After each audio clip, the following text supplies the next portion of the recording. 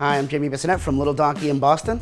And I'm Ken Oringer from Little Donkey in Boston. And we are at Extra Crispy today, and we are going to make a breakfast tartine or toast with roasted plums. Tartine, fancy, man. I like that term. Upcharge.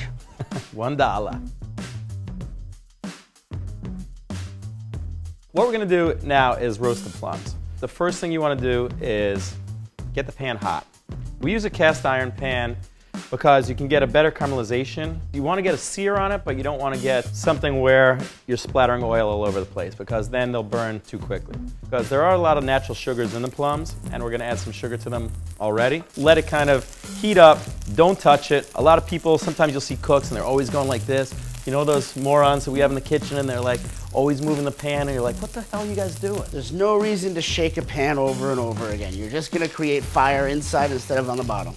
You can see that caramelization is starting, but you really wanna let it go a little bit more than that. That's gonna bring out the sweetness, and that's gonna help break the plums down a little bit, so when we put them on the toast, it's almost like making a jam within the plum itself. Very true, actually. I like that. So we're gonna sprinkle a little bit of sugar, and you wanna make sure not too much, and you wanna put it just kind of on top of the fruit. Because if you have too much on the pan, then it's gonna burn too quickly. Jamie and I both like bitter and sweet, so we like to char things sometimes to really accentuate, again, the nuances that make fruit not too sweet, not too predictable. Think of like the flavors you get in a burnt sugar ice cream, where you get a little bit of bitterness and sweetness. It gives it almost a roasted nuttiness, and that's what we're going for with the plums. You can see when Jamie touches it, they're starting to give a little bit. Then we want the back side of the plum to give in a little bit as well. So we're gonna butter the bread and toast it in a pan. And for this, you definitely wanna use something that has a little bit more heft to it. Like, I love, you know, Wonder Bread and things like that, but for this, it's just not gonna stand up quite as well. You love Wonder Bread? I do, I love it. This is the kind of thing where it's perfect for breakfast, but if you wanna take it for lunch and throw some fried chicken livers on it, or get fancy and put foie gras on it for dinner, Bro, that would be good. this would work. Now you can see the cool thing about these cast irons is that residual heat, even as we're toasting on the same burner, these are still cooking and breaking down, and that's just gonna make them so like, you know, jam-like. Definitely you wanna pay attention, moving your bread around so it doesn't just, you know, caramelize on one little part. I'm gonna put a little bit of butter on the other side as well, so when we flip it, it gets crispy on both sides. I know what it is, but I love taking butter and kind of spreading it with my fingers. When I was a kid, I used to like climb up the counter, like pull out the drawers to get up there, just so I could grab butter and squeeze it and like lick it through my knuckles as a kid.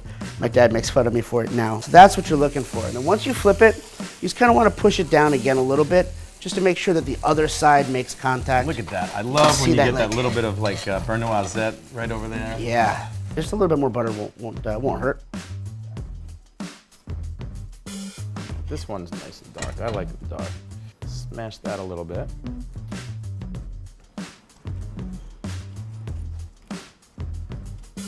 So then what do you think? A little demerara on top also? Yeah, a little bit more sugar for sure. Because sweet and salty, such a great combo. And the cool thing about using demerara, like we're using crunchy sea salt, is it adds another texture. A little bit of yogurt, bro? Definitely. All right. And then your favorite secret garnish, which is mine too. Bee pollen. That. Dude, this might have to go on the menu of Little Donkey. It is the menu of Little Donkey. Oh. I think I'm even gonna take a bite. See, this is what I love, where you have that texture of the plum, where it's not too mashed. This is not a dessert. It's not sweet, but it's definitely a perfect breakfast.